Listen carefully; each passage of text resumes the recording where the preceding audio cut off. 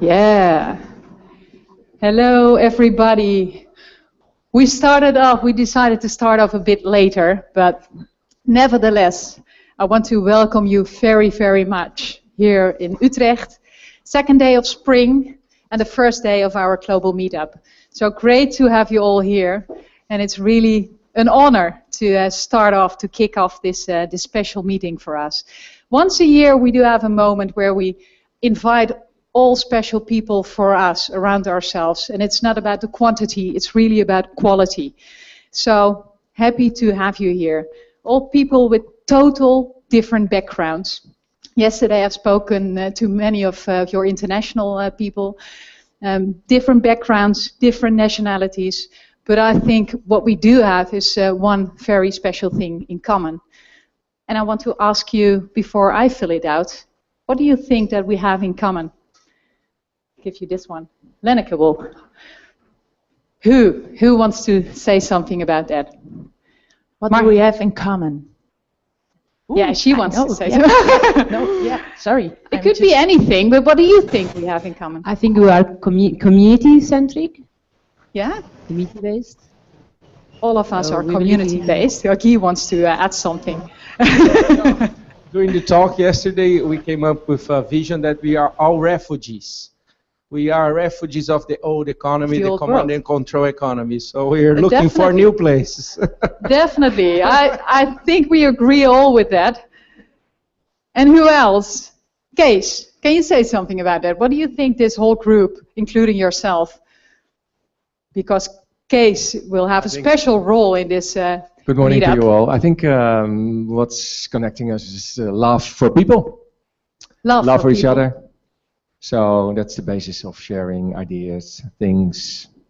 We're open for each other, and well, in the beginning, that starts with love for each other. Yes, and a few words beneath that thought, and then. And you call that appreciative?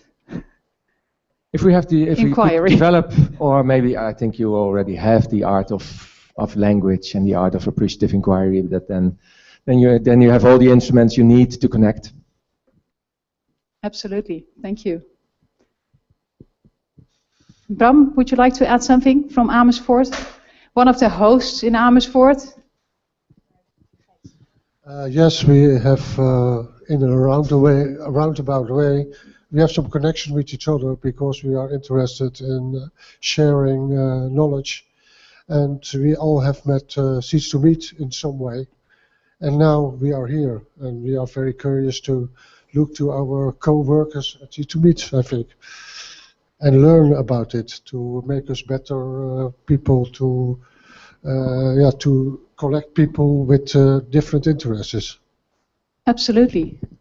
Nice words. That's actually what I came up to as well. We're building, I think, a strong ecosystem, and I think that's on our way to what we called more sustainable, smarter society 3.0.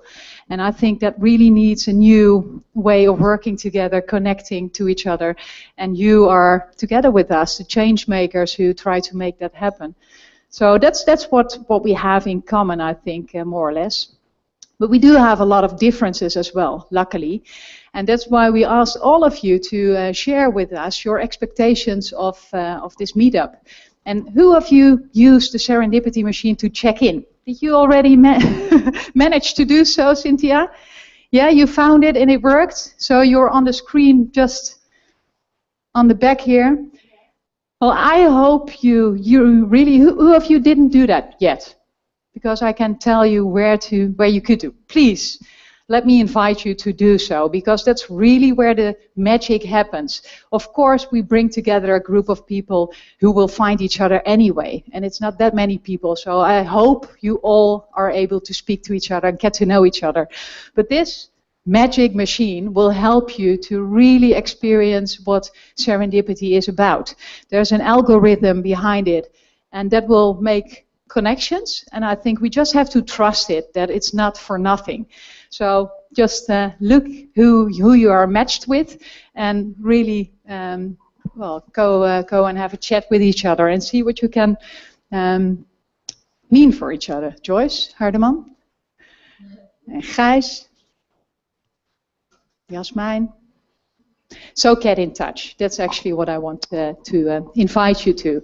And now I'd like to invite some very, very special guests here in the room. Those are the people who really helped us to co-create Seeds to Meet the last couple of years.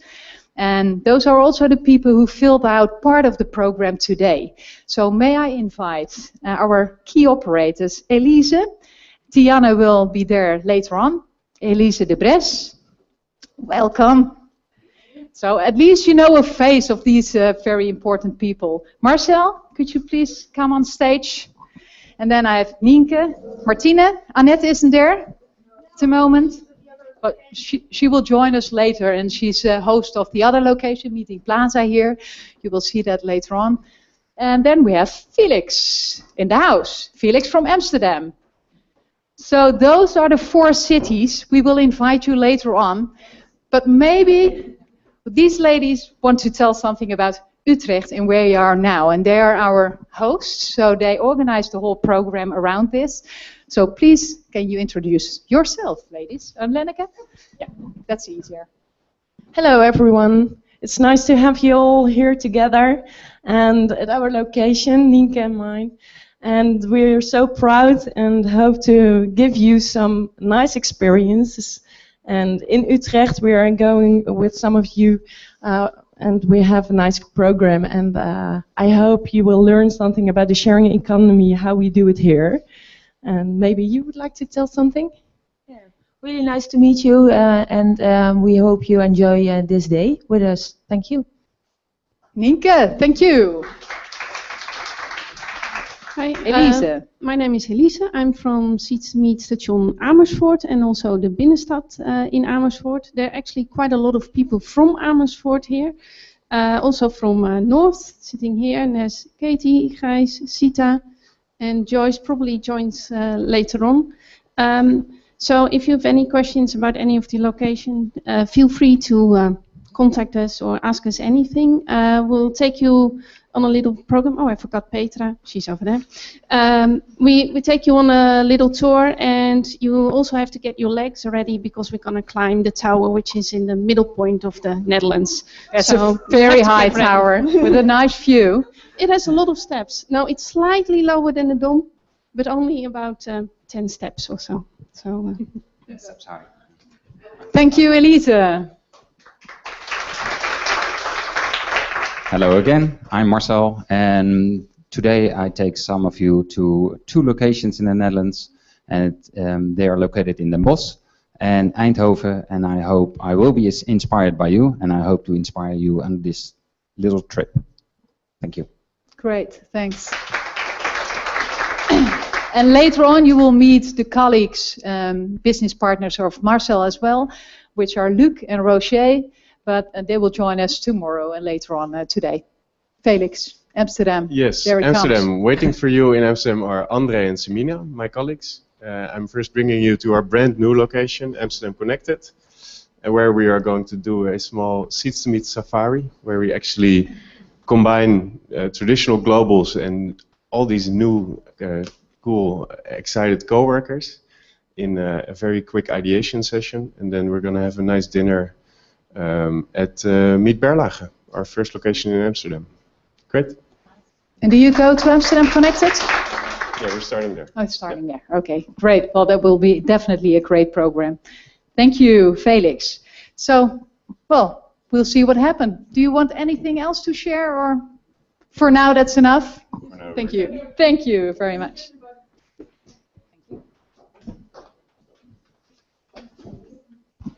And now again, because all of us are, of course, ambassadors of the things we want to share in the world, but I'd like to invite the 14 different country representatives we have here in the room. And we're really, really happy that most of them already arrived. Some of them will arrive later on this day. But I'll try to pronounce your names all on the right way. I practiced a lot. But may I invite, just to see her face, Olga from Greece. Great to have you here, Olga. Hello, hi. Miroslav from Serbia. And of course, Nemo, the friend you brought with you, who's going to surprise us probably. Nemo, please These guys from Serbia. Welcome.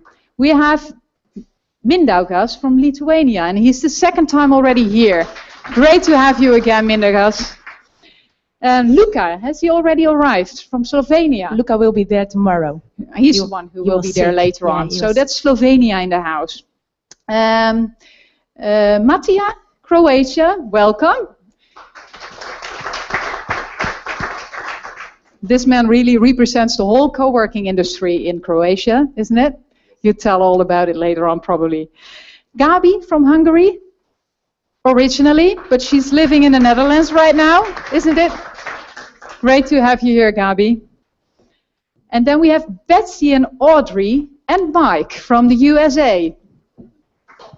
May I invite you, please? It's getting busy here on stage. All different backgrounds, these people. Well, Audrey is from Rochester Library. You have your own co-working company, but also an advertising agency. What's the name again? Red Star Agency. And then we have Mike, who's the barefoot guy from Bali. Lenneke met him in Bali at a co-working conference, the last co-working conference.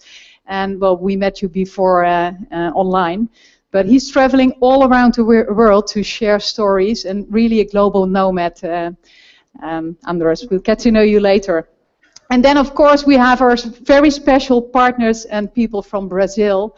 Guilherme, Cynthia, welcome on stage. Great to have you here. We started off in September last year. Ronald and myself went to Brazil to do the kickoff together in Sao Paulo and Rio de Janeiro. And we really happy to have you here. You, Guy, for the second time. Yeah, I can get more people from Brazil because we have Bruno and we have Beatrice. Could you please enter the stage as well? Because he actually,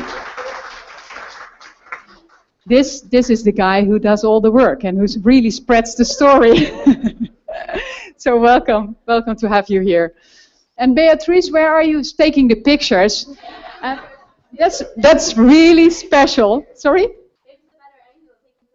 Yeah, that's a good one. Definitely. Let's try it. Let's try it from every angle. But this lady is very special. We met her at the kickoff in Brazil, and now she's here. She did her traineeship the last couple of weeks, and she will stay with us for the coming year to join the core team of Seeds to Meet International. So we're really happy to have you with us. Very international-oriented lady, and she can tell you all about what's going on here in the Netherlands because she traveled around a lot the last couple of weeks. Great. Well, I just go on to invite some other people, and then I give the mic to you. We have from, well, actually, that's a strange country. She comes originally from Brazil as well, but I would say she comes from a country which is called BitNation. Susan, is she here around already?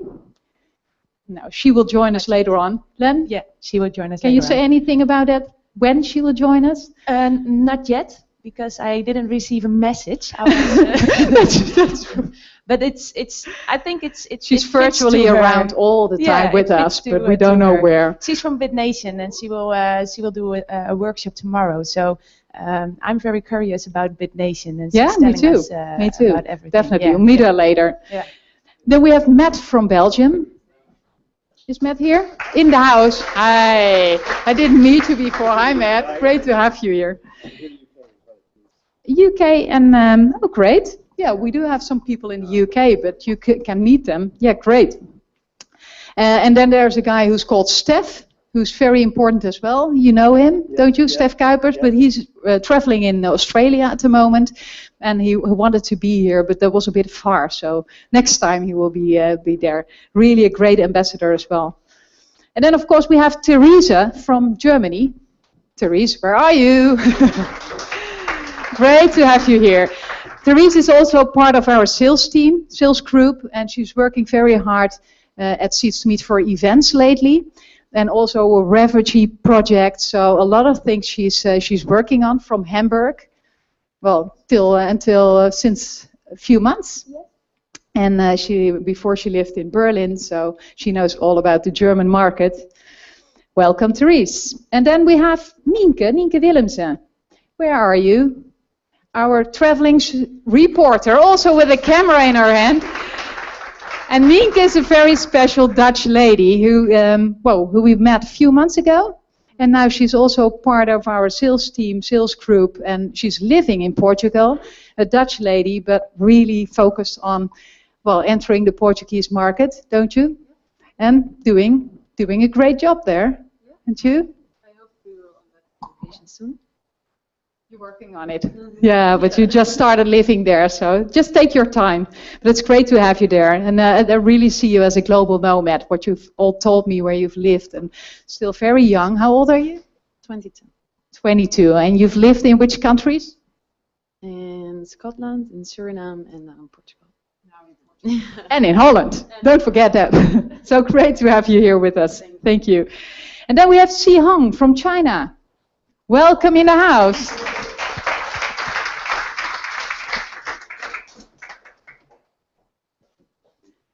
So maybe you can tell a bit more, Si Hong, and how you get to know how we got to know each other.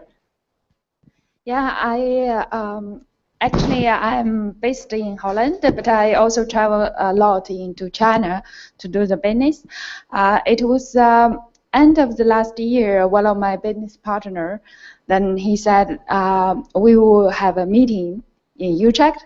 Then he said, let's meet in the city to meet. Then I was completely confused. Where is that? Then I found it's just here, which almost every day when I'm traveling in Utrecht, I would pass here. So it's then since then I said, oh, let's discover it. It's a very interesting concept. Right. It's great. Thank you. Great to hear. That's actually the same as what you faced, Gabi, don't you? From Hungary. She just entered the building somewhere here in Utrecht. Can you share a bit about what you did? Yes, I am a translator, and I spend a lot of time alone at home. I like that, but sometimes I just want to be among people. I just put in Google Wi-Fi coffee house with free Wi-Fi for digital nomads, and S2M came up. So okay, it's too nice to be true. Let's see it. And I came, and then I was a bit hating the piece I had to translate at that time. So I just explained where I am on my Facebook page. And then it went viral, and it has been shared like 5,500 times, and people were in Hungary totally enthusiastic. And then I wrote about this success, and I sent to you just to give it to your PR clippings. And then Miriam contacted me, and now you're here. Yes. That's how it goes. That's just what we are looking at. We are all the time monitoring what's happening, and we don't invite people who, don't have any connection. But if there are people who really... I really want to interrupt because I love the part she wrote. She wrote a blog, and she said, I'm actually not fond about the Dutch people, how I've met something and I've explored something, and that suits to me, and that was really great. We thought it was really funny, even though I'm Dutch. And I can imagine that's maybe true. And all of a sudden there were 5 Hungarian locations who entered the network. So I think this is the way to go. That's what I want to say. It's that easy. We do have a Dutch lady here as well, Sandra. You just entered this group of people, and what did you say? Maybe you can give her because Sandra is working for a big labor agency here in the Netherlands, Unique, that's the name, and she's struggling very hard to renew that company. And she told me, Lenneke, I'm here for 5 minutes now, and I can home already because I talked to Felix. I don't know where he is from. Oh yeah, and we're gonna meet in the next 3 weeks, and I'm sure that they're gonna be a great idea which can help me to change the company I'm working in. So that's the reason why I came, and it's already happened for me. Already happened. So see what's going to happen more besides this first encounter. And I think that's what makes it valuable. And then the last but not least lady we have in the room, and maybe Lenneke can help me out if I don't forget anybody. But from Spain, Lenneke met in Bali Diana. And Diana, where are you? There she is on the front row. Great. Maybe you can share with us what you've spoken about in Bali and why you are here right now. Yes, so I met sweet Lenneke in CU Asia in the co-working and conference in Bali. And I was there because I was taking part of the panel on co-workation and digital nomadism, because we are starting a movement in Spain that's basically trying to bring people back from the cities to rural areas, to villages, because we have 3,000 abandoned villages in Spain and another 7,000 that lose inhabitants. So we really think that another way of living is possible, and a better living is possible in villages. So we were talking about philosophy, life, and everything for a while. And quite aligned. Yeah. For hours. So we said, wow, so the vision is quite aligned with the community, with the vision of Seeds to Meets. And I wonder if we can become partners, for sure. Yeah, let's explore. And thank you for welcoming me and for hosting me. Yeah. And I love how it works, because Mike over there, he's the guy which brought me to Bali as well. And there I met Diana, and now they're on the stage here. So I love how it works with networking internationally and nationally. That's really a good thing to see. Great. So whom of you can I give the mic that wants to share something, anything, because that's actually key at this meetup. The stage is all yours, all of you. So is there anybody who wants to add something to which I didn't give the mic yet? Don't be shy. Please. Because this is what it's all about. Mike, do you want to share anything about what's happening in your global nomad world? Or? Probably, because Mike loves to talk and share knowledge. Well, give him 1 minute. I told Miriam a story last night about I was in Pittsburgh, Pennsylvania last week, and I meet this gentleman at the end of this week-long of events, and he goes, oh, someone just said that you came back from Southeast Asia. And I was like, yeah, I was in Bali for 2 months. He was like, I was in Bali. I was like, oh, I was in Ubud. And he goes, I was in Ubud. And I go, well, I worked out of Ubud, the co-working space. And he goes, I worked out of Ubud. And what got me really frustrated was that we overlapped by 7 days, and we have enough in common and similar interests that if Ubud had had a program or a platform like Seats to Meet, we probably wouldn't have had to connect in Pittsburgh. We would have connected 2 months prior. Earlier. So I think I'm very excited to learn more about the software, because these introductions and these meetings happen, right? Exactly. But it would have happened a little sooner. It's funny. It's like you all are assisting the universe in making these introductions. And that's actually also, I think, important to mention. All the guys, the smart guys over there, for example, and we have Leonard in the house, we have Vincent in the house, they will definitely be part of this group during the coming next days. And those are the guys who are working on those smart algorithms and artificial intelligence in the whole serendipity machine and the platform. So ask them everything you like to get to know what's really the magic behind it, because it makes me happy every day to see it really work. So and that's actually what you're going to do this afternoon as well. Really experience a local atmosphere here in the Netherlands in some areas where we really, I think, make a difference. And our hosts will show you all of that. So great to have you here. Did I miss out anybody who wants to share anything right now or later on in the program? No? Thank you very much. Have a seat.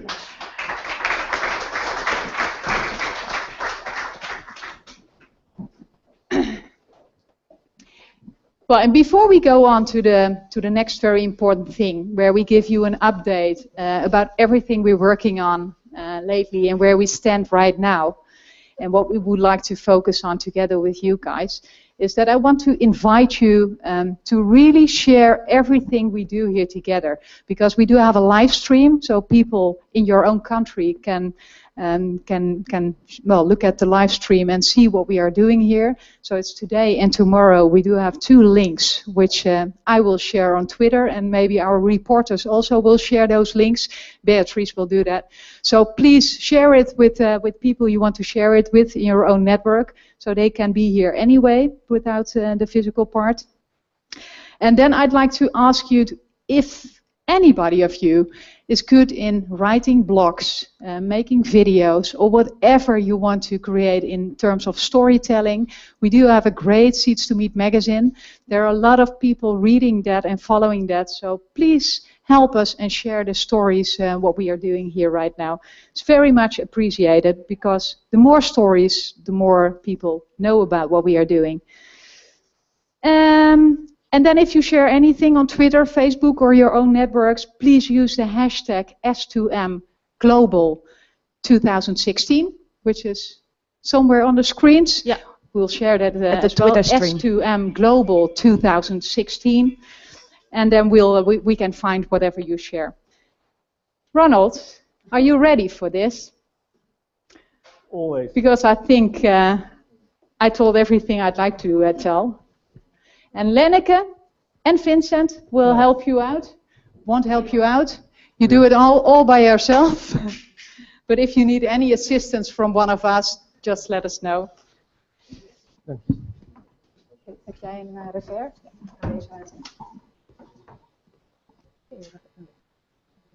So the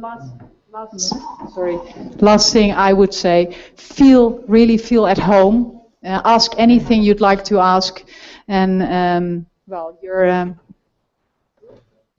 I hope you really enjoy the program. Have fun.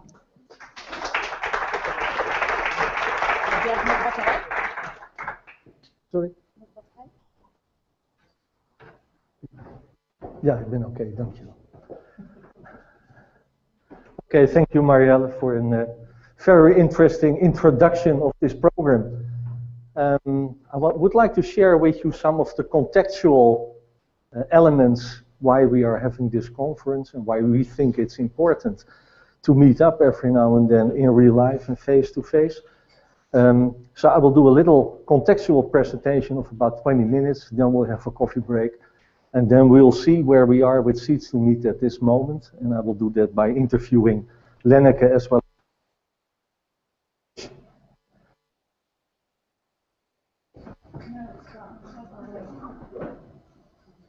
I see some nervous people at the back of the room. Usually things go. I always start my contextual stories by explaining that we are living basically our own industrial revolution. And we are a time of a big transformation, and we're moving from one system, from one era to another. So we're not as such living in a time of changes, but actually we're living in a changing time. And that's something we have to realize. We started this movement in the early 90s, and it will take another, let's say, 10 years to show itself in its full glory. Ik heb een heel raar geluid, krijg ik nu, in mijn oren ook. Ja, oké, dankjewel. So when we look at our, let's say, our era, starting in the 90s, you can see that basically we went through 4 phases. We started out with the internet, then the internet became social, and we had the social web. Then we started what you would call the collaborative economy, sharing economy, or what have you. We figure out all kinds of new words every day. And we're moving to something which is called autonomous world.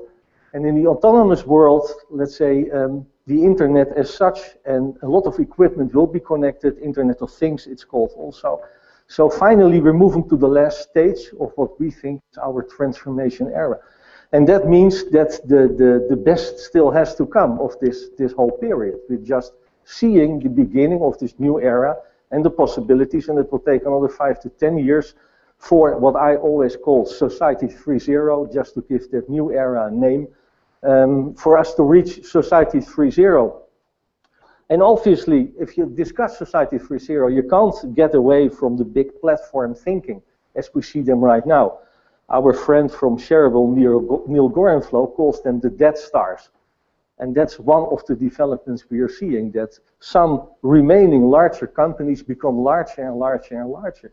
And will they monopolize us, or what is there? If you look at Airbnb and companies like Uber, they're getting more professional all the time. I mean, you have already Airbnb for businesses. They do yield management, and I know a lot of international hotel chains are still struggling with a phenomenon called yield management, but they do it on a very democratic way and broken down, very smart. And obviously, we all know Uber, but in the Far East, you have much larger platforms even than Uber. And I've listed them here, you call them Didi, Kuadai, and Grab. And I think Didi, Kuadai is per year doing more rides than Uber did throughout his whole lifetime. So those are tremendously huge platforms. The key thing, however, with all these platforms, and we have to realize that, is that with one leg, they're already in society 3.0, and they're matching the abundance of stuff we have. But on the other hand, they're financed in a completely less-century way. And that they're all at the stock exchange, and they have shareholders. So you see that they still have that struggle between the short-term shareholder interest and the long-term stakeholder interest. And when the platform is doing well, and it's doing well because the whole community is participating, the community as such doesn't benefit from the success of those companies. You see other platforms, and that means, for instance, in this case, it's gaming. Gaming will become bigger than sports. And you see already some big tournaments with high prices, and some of those players over there, they earn already more money than the European soccer players, who are one of the best paid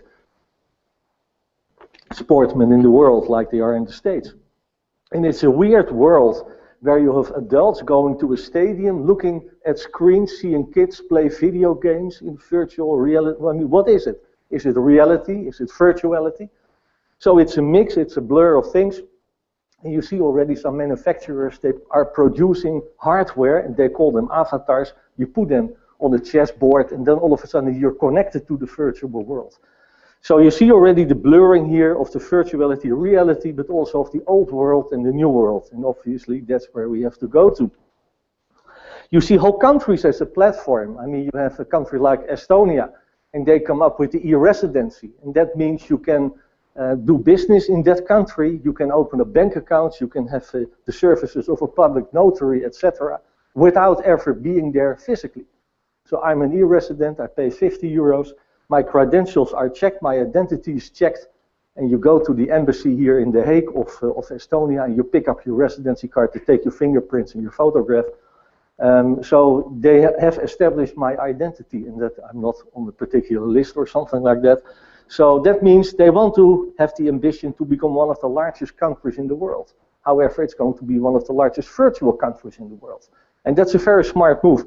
Don't forget that countries like Estonia and Estland and Lithuania, and I mean, they're in the area of Helsinki, and it's a high-tech area within Europe, and it's often very underestimated. Skype was discovered over there, and they will have already, let's say, elections done by computer voting, where we in the Netherlands, with our big mouth, are still using a red pencil, and that doesn't even work either. Then there's even not, it's not like a real country, it's a virtual country. It's called BitNation. And BitNation wants to become a leading country in this world. And of course, they have established already a collaboration with Estonia. So what you see at this moment is that a number of those networks are already starting to collaborate. And at that moment, they form a proper balance against those ever large and growing companies, like you have Airbnb and Uber. We'll have a presentation if she shows up in real life. We are looking already for her for 4 or 5 days. She's called Suzanne, and she is running BitNation. She seems to be in Amsterdam. Nobody has seen her yet. So I hope that she doesn't remain a virtual image, but she is actually a person. I've never met her in real life so far. So she is supposed to give a workshop tomorrow afternoon about what BitNation is and why it's such important for our future. We'll see. So you'll see that the whole, let's say, robotization and smart intelligence, our environment is becoming more intelligent than we are as human beings. And in the next 5 to 10 years, over 50 billion devices will be connected to each other. And for instance, that means that a building like this is getting smart. So if you come here back to the international conference in 2 or 3 years' time, this building knows automatically who you are, that you're in the house, what you're coming to do, who you're meeting. and where you're going here afterwards. And if you go afterwards back to your Airbnb location, your self-driving car will be in front of the building waiting for you, because those cars have access to your agenda, etc. So that's a big thing. I've been recently to Japan, and there they're using already our friend Pepper, and they use it in retail shops, in computer shops. And Pepper is used as a servant. They come up to you and they can really see if you're Caucasian or you're Asian, and that means they speak to you either in English or in Japanese, and they say, good morning, can I help you? They can see your emotions, and all those Peppers are interconnected. And the Pepper itself is not expensive, it's less than 2,000 euros, but you pay something like 200-300 euros per month for the software and the software updates. That's where the business model is. And they're releasing them at this moment with batches of 1,000 or 5,000, and they're sold out within the minute. So it's a big success. If you go to a lawyer in Canada, it may be very well that you end up with a guy called Ross. However, Ross is artificial intelligence, and they use the IBM supercomputer Watson. And artificial intelligence can screen the whole legislation and all the law books, etc., much faster than a human being can. You know, and then you have your junior lawyers, and they have to work throughout the night making all kinds of mistakes. These systems don't make any mistake. And it's there already. And then, of course, we have the self-driving cars. And it's not so much about self-driving cars, but it's more like, indeed, the robotization around us. I mean, everything will be automated. And where we thought in the beginning of this movement that it would cost jobs, let's say, at the bottom of our economic value creation system, when you look at things like Ross, that means that a lot of more positions are being threatened by this development and will disappear, hence to this development. It's as simple as that. If you're in the insurance business and you sell car insurance, you'll be out of business in the next 5 years, because self-driving cars hardly crash. If you're on the first aid in hospitals and things like that, I mean, you can go on and fill it out for yourself. We discussed already the Internet of Things, and one of the biggest hypes at this moment, obviously, is virtual reality. But what does it mean, really, virtual reality? Will it replace, let's say, locations like this? I mean, can we meet in real life, but virtually, and things like that? Those are, you know, do you still have your Skype call? Will Skype be there if you have virtual reality? Do we need Skype with poor connections and things like that? Or are we going to use virtual reality for our meetings and things like that? So we will watch that very closely and communicate that with you. And my advice is that one of the fastest things which will influence our industry at this moment is that virtual reality. Everybody in production will be out of a job. It's as simple as that. And that means that the factory of the future only has 2 employees, a man and a dog. And the man is there to feed the dog, and the dog is there to prevent the man from touching the equipment, period. This is how production is being done. And you can see that already, that the productivity of persons is increasing tremendously, and people, organizations can do much more with far less people. If you look at AT&T, one of the big multinational companies in the 60s, they employed 760,000 people. And look at Google, they have a much higher turnover, and they do it only with 55,000. And yesterday, this was announced. And that means that Uber is buying over 100,000 Mercedes cars. But they're not your regular Mercedes cars, they're self-driving Mercedes cars. So even drivers will disappear there. And that's going to have a big impact. Do we have jobs? No, there will be no jobs there. So how do we make money then? If you want to do something, you need money. And now you start looking for a job, which in most of the, especially European countries at this moment, isn't there already. I mean, in Mediterranean countries in Europe, the youth employment is over 50%. If you have countries like Brazil, I mean, they're, you know, minus 30% and stuff like that. So how are we going to make money? Do we need a basic income and stuff like that? So we have to rethink the whole structure of economic value creation. And that's going to be the big topic for the next 5 years. Because every government and every politician is promising, no, when I'm at the power, I will create jobs. Well, they can say that easily, but if there are no jobs left, they never tell you where and when and how and why.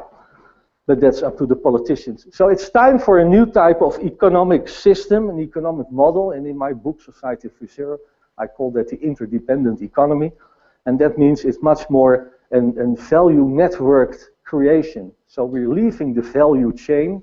We're used to the value chain. We will manufacture, wholesale, resale, retail, and whatsoever. That will change, and we will start to create value with each other throughout networks. And obviously, it's not only about money. because in the old system everything had to do with money, but we rediscovered basically reciprocity. And we're going to have asynchronous reciprocity. You do something for the network, and somehow and somewhere you will be paid back in that respect by another service. So if you are capable of creating a system where you can find a new healthy balance between a monetary system and a social capital, as we call it at Seeds2Meet system, we think that you will be one of the winners or one of the participants in this new society for the next coming years. If you look at local levels already, and we're pretty much ahead of the game here in the Netherlands already, and you see the first steps at what we call the sharing economy, or collaborative economy, or whatever you want to call it already. And there's a situation, there's a company in this takeaway home-cooked meals, thuis afgehaald, and that means you have people and they buy food for 10, they cook for 10, they eat 2, and they sell 8 through their neighbors or to other people in the area. Over 14,000 locations already in this country. And you have seen already, I hope, coming from abroad, how big our country is. It's 2 hours north-south, 1 hour east-west. 14,000 locations is a tremendous amount. It's a whole new industry, basically, what's growing there. You have your slow biz, the neighbors playing harp. I have a nice living room. We organize a home concert. We publish it on Facebook. And we are in business.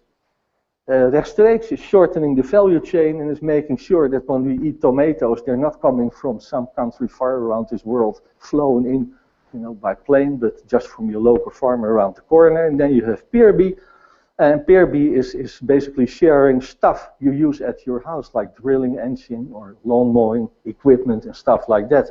And either you share or you rent it. And then obviously, if it has to do with work, you have Seeds2Meet locations where you can work. And where you can work in what we have over here, the open co-working. So you pay by social capital, you pay by sharing your knowledge, and you pay by making the network known that you're at a particular location, that you're willing to collaborate. And obviously the next step is not you don't have dedicated co-work locations, but you can co-work everywhere. In your local town hall, in your library. We have Audrey here from the stage, she has a library. There's nothing to do with a co-working location as such. We have schools already, we have Mazars International Accountancy Firm participating, we have ACNIA. And of course, then another step is that you go to offer workspaces at your house, at your private home, like Airbnb is doing in hotel beds. You have that also for private workspaces. And we are entering a Q2 already with a pilot project like that, but in London you have already, I have to look at the name, Vroomy, My Home, Your Workspace. And you have already in London over 250 private homes where you can work as a co-worker. Just go in, make your reservation and do your thing. An interesting element is that on one hand, where the establishment is destroying our economy by keeping the interest low, that may sound funny and they try to stimulate, let's say, the economy, but it doesn't work. It creates some kind of a financial layer which has nothing to do anymore with the daily reality of our economy. And whether it's the Fed in America or the European Central Bank over here or the Bank of Japan, they're just pouring in, I think per bank it's between 80 and 100 billion euros or so per month. I mean, it's ridiculous amounts. That means that the interest is so low that nobody can make a proper, let's say, return on this investment when you put your money in the bank. And yesterday we hit a landmark in this country. It was the first crowdfunding action of Peerby, one of the sharing platforms, where within 5 days, I think, or 4 days, they reached over 1 million, let's say, on crowdfunding. And yesterday, late night, they reached their goal, 1.5 million. And they have that already. And they're promising a return on your investment of 6 to 8% in 5 years' time. So of course, it's a higher risk investment. But, I mean, at least you can make some money on your savings, especially in the Netherlands, because we have to pay taxes based on 4% return on your investment, but nobody makes at this moment. So in different countries you have different systems, but that's the key thing. So it means that the general public is getting used to crowdfunding, and that now really is becoming a serious alternative way of financing organizations. I mean, it's not nitty-gritty or petty cash stuff anymore, but it's decent amount of money. Obviously, what you also see in your local neighborhoods on a local level are makerspaces. And in Amsterdam, we already print canal houses and bridges. I mean, everything can be printed, from organs to guns, cars, robots, what have you. in our permanent future lab over here, and they will be part of your experience here on this location as well. A visit to the permanent future lab. They're printing, 3D printing their own robot at this moment, open source, and they're printing it piece by piece. It's going to take them 3 months, but they're capable of printing their own robot for a couple of €100 just on materials. It's amazing. And you have, let's say, also a platform called 3D Hubs. It's all a Dutch initiative. And over there you have over 26,000 locations worldwide where you can find 3D printers. So you don't even have to own your own 3D printer. And having access to is the key word. Having access to is more important than actual ownership. And that shows it again. And if you really have some money left, I always give this example. You can go to the Van Gogh Museum in Amsterdam, perhaps an idea for you Americans to take home to you or to China. And you can buy a 3D printed Van Gogh painting for something like €25,000. And it's a real thing because it's 3D printed. It's not flat printed like a poster, but you see the brush strokes of the master Van Gogh himself. It only smells new. That's the only difference. And once they've solved that problem, the whole art scene will be gone as well. There was a Japanese insurance company, and they bought the sunflowers a couple of years ago for close to 100 million. Does it still have the value if you can have your own copy for 30 or 25,000? And this was, the other painting was about 3 months old to a Korean guy for something, but he paid far less. He paid only 32 million, I think, for it. So it's, I mean, it shows you basically how ridiculous money as part of the system has become. That's what it tells me. We have seen some developments at the local level, or at a regional level, or at a small country size level. And if you put on top of that, let's say a development like Airbnb is doing, Airbnb, the largest hotel chain in the world at this moment, but you also have Wimdu and Couchsurfing and what else have you. They're spread out throughout the city as well. So that means that on a local level, at a certain point, you will get in touch, let's say, with visitors from outside your town or your region. And that means your business is becoming what we call global. It's global as well as local, because those visitors to a particular area, they have to eat too. And they have to work every now and then too. And they also still are in need of transportation and things like that. And if you look at the development of Airbnb, these are all the Airbnb locations in Amsterdam. And this is London, and this is Paris, and this is Barcelona, and this is Los Angeles.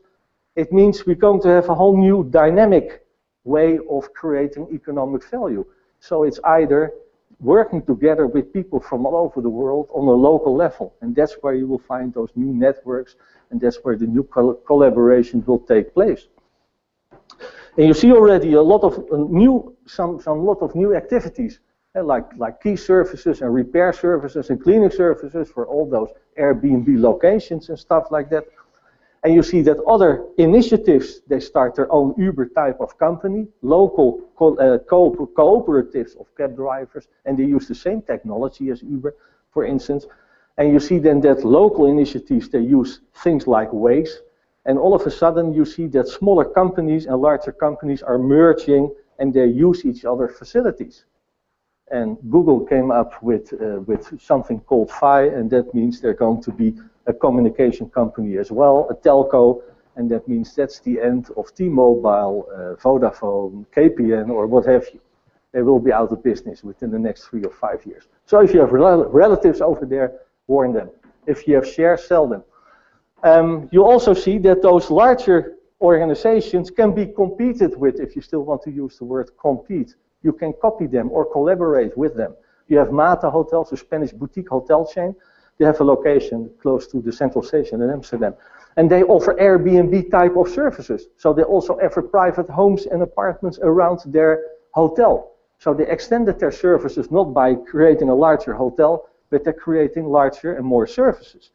And if you look at the figures at this moment, that means that whenever Mate is moving into a particular region, you see the number of Airbnb locations being pushed out of that neighborhood. So there are very interesting developments. Uber is doing Uber Eats, and that means they have a deal with certain local restaurants, and they guarantee you to serve you food within 15 minutes at your house. On the other hand, you also have your house dining. You have home restaurants and stuff like that. So it's not like takeaway food, but already you have Airbnb And you have another platform over there. The middle one is very active in Paris, and Airbnb is a Dutch initiative. So it's funnily that you see a blur of traditional hospitality type of businesses, and that means a whole area or a whole region is playing hotel, restaurant, foreign tourist office, etc., etc. So that's where the opportunity is, let's say, to create sustainable economic value as a network of groups of connected people. That's basically what it's all about. And Airbnb, they see the same movement, they see the same development. They're not stupid. So they're already offering those local services to the Airbnb visitors through their own platform. And they're running a pilot here in San Francisco and in Paris, where you have your coffee and meet and greet with a local. And you have your artisan pizza whatsoever, or a home concert and stuff like that. So they're starting to act more or less like a tour operator from the traditional markets. So you see that there's a development, and they're testing it at this moment. And if you look at those sales prices, I mean, it's not cheap or so. I mean, you have optional tours over there, $60, $70, $80. So it really hasn't got anything to do with pricing. And then the latest development, because that's the key thing again, and that's where I started almost my presentation with, where I said that Uber and Airbnb, that the community is not sharing in their success, basically, unless you are a shareholder.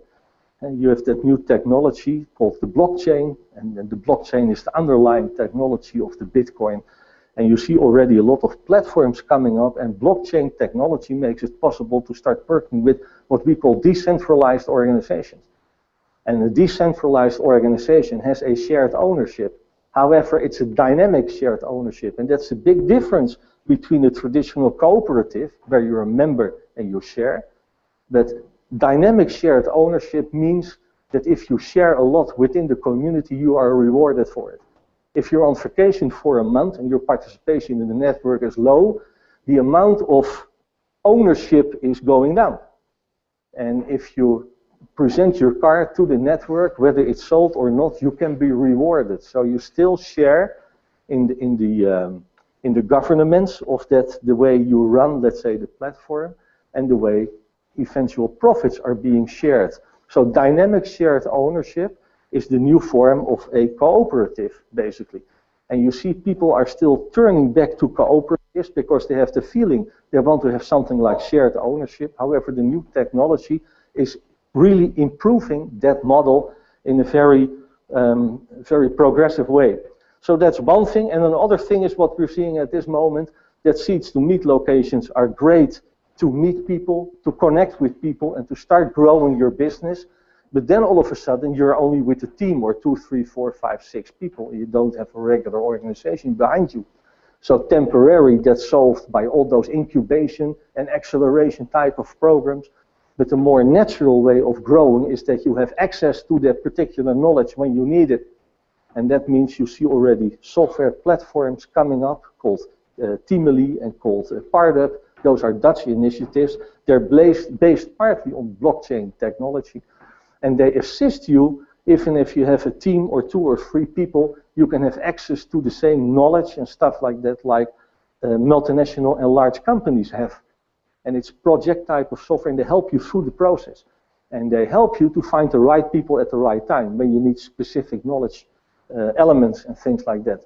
So that means that in the future, we will have, with our 3D printing, with our access to global platforms, with our access to the same knowledge and production means 3D printing like organizations have, there is no longer need for traditional and formal organizations. And we will see them over the next 5 to 10 years disappear at a tremendously high speed, much quicker than most of those organizations realize. However, we have to form, let's say, then the new interdependent economy with each other. Otherwise, it's going to be chaos. So that also means we have something to do out there with us as the frontier, as the first, let's say, initiative owners of this new way of thinking. We have a job to do out there, and that's going to be an interesting couple of years. So what you see is that on the local level, you have all kinds, we call that value creation circles, groups of people playing hotelier or playing hospitality industry. You have maker circles where you have a prototype You know, you have it 3D printed, you show the prototype on marketplaces, you do crowdfunding, and basically you create a whole ecosystem over there. And you can find it for knowledge, you can find it for any topic. People are communicated through the networks with their friends, as we call it. And so these networks are connecting people who know each other already. And obviously what Seeds2Meet is doing is that we are connecting people who do not know each other yet, but who are relevant to each other. So that's our place in this whole greater and larger system. And that's fantastic to see that it's working already, and we are getting better at it all the time. And that means that we will, in the next 2 or 3 years, forget all the words like sharing economy or gig economy or autonomous world or whatever. And in the next 5 years, all those words will be replaced or displaced, whatever, by just one word. It's the economy.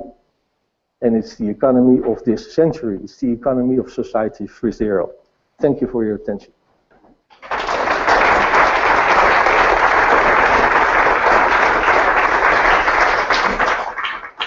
We're going to have a small coffee break now, and after the coffee break, we will try to show you what we are doing at this moment, what we will be doing the coming year, and where we are as a Seeds2Meet networked organization in this larger, let's say, moving and transferring world.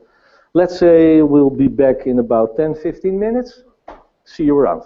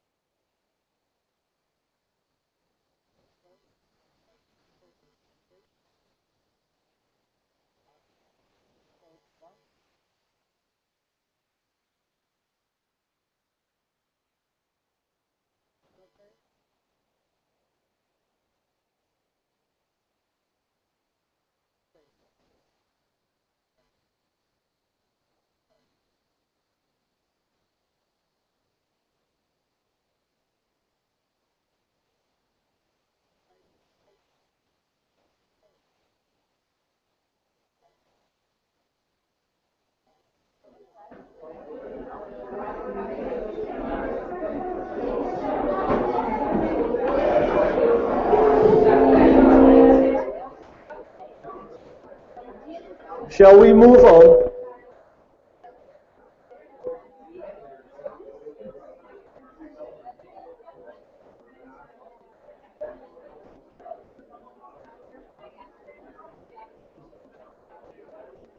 Let's do it, folks.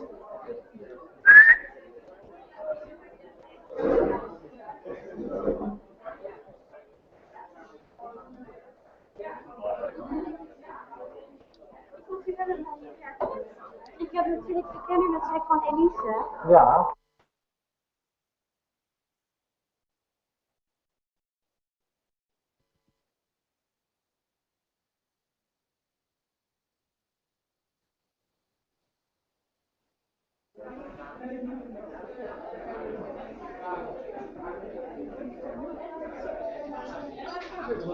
Deze kant.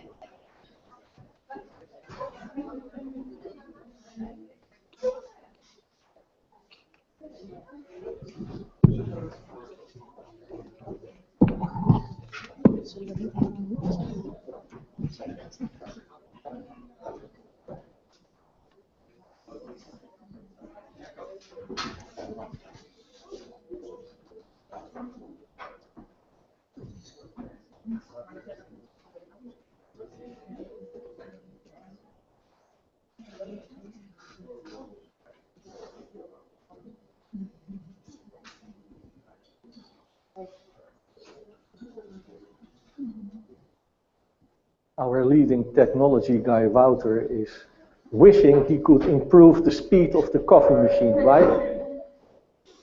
Take your time. Enjoy it, enjoy it. And in the meantime, I would like to invite you to read the screen. Those are quotes, and they are coming from a survey done by the Rotterdam School of Business. And every 2 years, we have a survey done to scientifically get a validation for our way of working and our way of thinking. And I will show you some of the results later.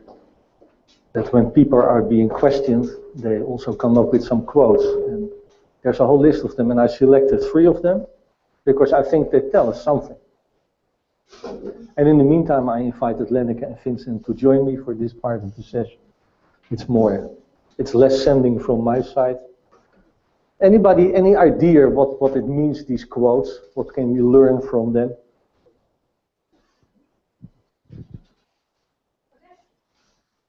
Sorry? Connect.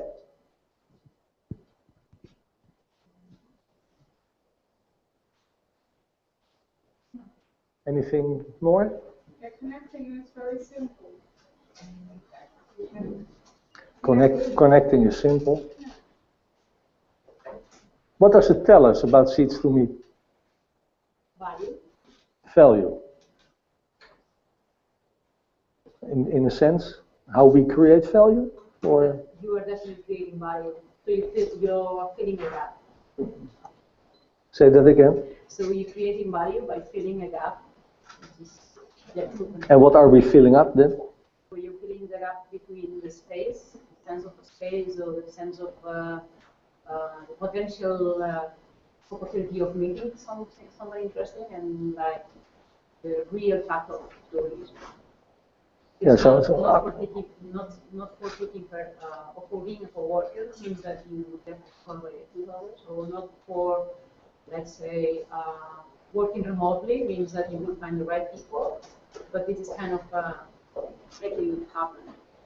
Even if you are isolated working from home, or you work in a co-working space, it seems like thanks to that incentive is to make you making the most of your work.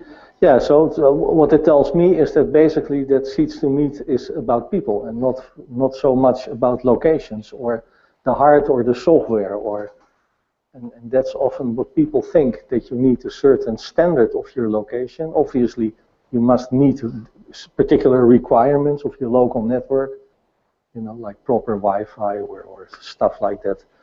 But basically, it doesn't make much difference whether you have antique chandeliers on the ceiling and waiters with white gloves, or it's about meeting the right people at the right time, when people are relevant for you. And I think that's the key thing what we have to appreciate and not forgetting at this moment. And then it's really becoming an ecosystem. It's about the people. And what you see a lot of people on the market at this moment, and temporary the office spaces and things like that, they're still approaching it from the hardware. You know, we have an empty office, come in and start working here, and things like that. And we think it's, first you have the people, you need the connections, and then second, you need at a certain point a physical space to do it. What I would like to do is to ask some questions to Vincent and Lenneke about some of the stuff we are doing, and in that way presenting you a little bit what we are working on, what we have done over the past since we met here last year, and what we're going to do in the coming year. Vincent, can I start with you? Could you elaborate a little bit more on that stuff called social capital and the balance? And yeah, I can. I think it's hard to summarize what we've done in a year on this stage. So if you have any questions afterwards, I will be here tomorrow and Wednesday as well. So please try to get every question you have and ask it to me. To elaborate a little bit more on that social capital, is that I think the main goal we achieved is that we really added some value to it. When we started experimenting with social capital, I think that's 8, almost 9 years ago, it was about exchanging knowledge and sharing your knowledge. And what we were trying to do is to create connections between people by simply first, as a start, if you were interested in communication, we will connect you to somebody who was interested in communication as well. So that social capital was not really from my perspective, not really a value at that moment. And the last year we managed to create a artificial intelligence algorithm which is managing to create value to it, because we can actually serve you the right guy, the right girl, the right people, the right group at the right time on the right moment. And that means that social capital is really something that has a value from my perspective.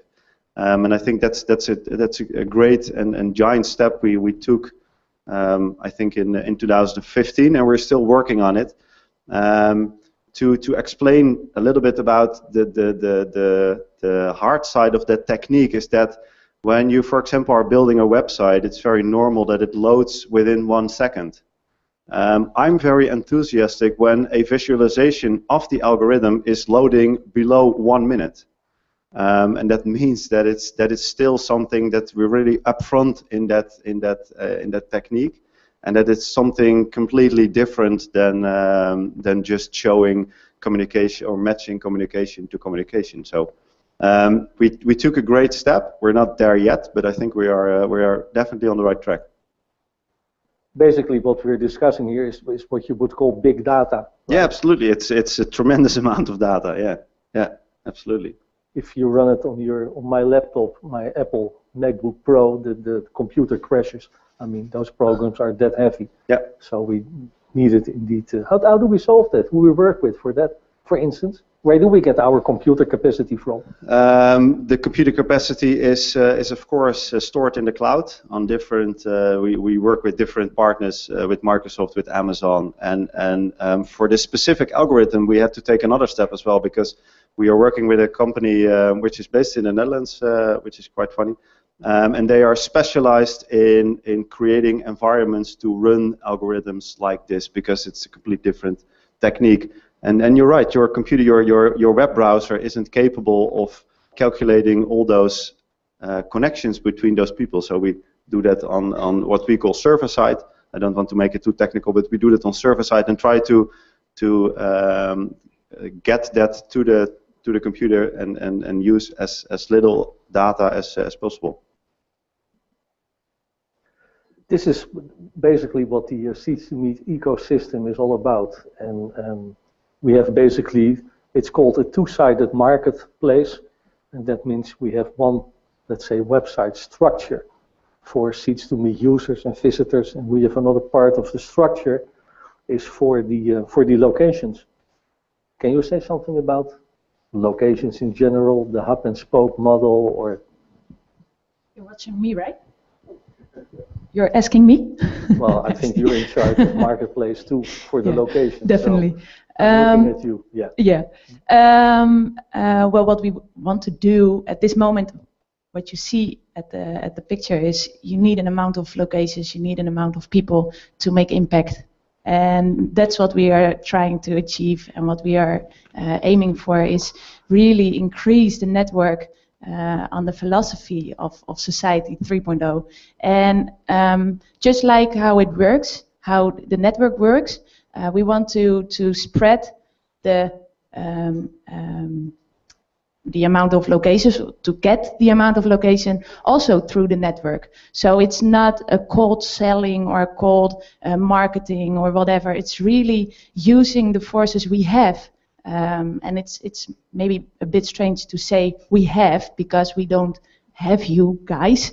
We're just collaborating, using the collaboration with all of you, with the network. That's the way how we want to spread the locations, and that's also what's on the screen. It's really using the network to spread it like an oil spot. So we call them ambassadors. We call you ambassadors. Everybody who is connected to the Seeds2Meet ecosystem is an ambassador as well. And Seeds2Meet can do something for you too. So go into a network like that, go into a hub and spoke model and find out what it can give you, find out what the ecosystem can give you as well, what kind of business is rolling. So it's more like a two-side story. It's scaling up with Seeds2Meet physical locations, because we need them and we need the people. And it's as well at the same time creating an ecosystem where you are acting in. So that's basically... Yeah, that's going to be our challenge, that if you have a growth and the number of locations is growing too fast, then you don't have enough people. And if the number of people in the network is growing faster than the number of locations, you have a mismatch over there. So we haven't got a clue how to control that, so we just see, how it goes and where it works, and let it, let's say, grow organically, and we'll take it from there, as we do many things nowadays, because you can't predict it, let's say, in the traditional sense of economics in that respect. Let's go through some of the elements of the Seeds2Meet system. We reintroduced something called the serendipity machine. And Vincent, can you elaborate a little bit on the idea of the serendipity machine? Basically, if you look at the Seeds2Meet software, we have, let's say, the sales reservation of seats and meeting rooms side of it, and on the other hand, you have what we call the serendipity machine. Yeah, the serendipity machine is the technique behind everything. If it's working right, then you don't see much about it. Because it's like the Ferrari engine under the hood. It means that the serendipity machine is serving you all kinds of people or locations or events. So when you check in, all the data you are sharing with us is put into that serendipity machine. Then a lot of magic happens, which I don't completely understand myself as well, but at least it happens. We have some really smart guys working on that, and that means that the machine is then working for you. So in the end, it suggests you a location which fits best with what you're doing that day, or it suggests you some events that are interesting to attend, or it suggests you the right people. That's what it's doing right now. What we are willing to make it work in the future is, for example, work together with Teamly, what Ronald introduced in his speech, and try to see if we can match teams as well. And on the other hand, add team members to an already existing team. So, for example, if you are joining, if all the people who are sitting there in this Seeds2Meet location at the moment, we can already form teams with the people sitting there. But now that needs to be the next step is that it's actually a working product, because it's a little bit hard to say, okay, you and you are now a team. That's not how it works. But you can imagine that the three people are building a company together, and they're missing an important fourth player. and we can match that fourth player within the network. And I think that's what the serendipity machine is going to do, and I hope soon. Okay, we created some new functionalities over the past couple of months. Can you explain what this is all about? Because I think this is a very interesting feature. Yeah, what we did is that you can. It sounds really easy, but what we did is that you can see the serendipity machine working in the past and see it working in the future as well. So you can, with a simple slider, you can see who were there yesterday, and you can see who is going to be there tomorrow. And we added that to the not only to the web application, but to the iPhone and Android applications as well, which are almost ready. So I hope to launch them this spring, so that you can not only see what's happening real time, but also have the opportunity to play a little bit with that and see what's interesting for you tomorrow, or what was interesting yesterday when you were in Seeds to Meet and met the guy you don't remember at the moment. So that's what we added. And what's new about our matching system? Well, I explained that already in the beginning, but what we really changed is that the way we match people improved radically. We were in the beginning matching on the knowledge tags people were giving to the software. What we added at that time was that you could share your knowledge topics you were working on, and you could share your knowledge topics you were carrying with you. We changed that to writing a sentence. A couple of years ago, it was not possible to match with sentences, and now we can break up that sentence into small words, and it means that we can match it again. So it's and that's something we really see is changing the way people check in at the moment. It's way more easy to write down a sentence. I'm working on a communication proposal, blah blah blah. That's way more easy than to think and create and split that into small words. So that means that we match that small sentence or sentences to the knowledge we know about you, and that's. Well, again, that's where we are at the moment. The next step is that we are going to collect knowledge by the way you act within the software. So if you answer a question and you set in your profile that, for example, you answer a question about communication, in your profile we see that you don't have knowledge about communication, then we still add that part to your profile if somebody answering that question said it's solved because of your answer. If you go to an event about something that isn't in your profile, we will add those knowledge tags as well. So your profile will grow automatically, and not only by the information you put into it. Way to go! Way to go! Yeah, absolutely. That's for sure. What can we say, Lenneke, about the kind, the type, the sort of locations we're seeing joining the Seeds to Meet ecosystem more and more? Yeah, at the moment it's quite nice. There are a lot of corporate organizations interested in becoming part of the ecosystem, because, well, what Ronald showed you in his presentation, you see there is a lot of changing. The world is changing rapidly, and if you're not connected to the new world, then you're just put yourself out of the game. So in the Netherlands, actually, there are a lot of corporate organizations interested in linked to the ecosystem. And what I see is that co-working, because we are talking about co-working, and Guy called us all refugees. I like that. I like that a lot. We are, because we're searching for a place where we can ground, where we can meet each other and share knowledge and become a better version of yourself or yourself. And co-working is a movement. I was at Bali at the CU Asia. It was a big conference with all co-working centers, and co-working is really a movement. Those people are the people who are going into the next society, who helps us to spread the word, to open up the dialogues and the conversations about what we have to do to go into the new society with each other. And for co-working centers, it's very, very a good opportunity to also adapt to the ecosystem. So internationally, there are a lot of co-working centers interested in connecting to the Seeds2Meet ecosystem. So it's playing on several levels. There where the people are already there, and they're with people totally from the old world. So that's for me a good sign, because it gives me the belief that we are achieving something what is happening at this moment, and what is recognized by already a lot of corporate organizations.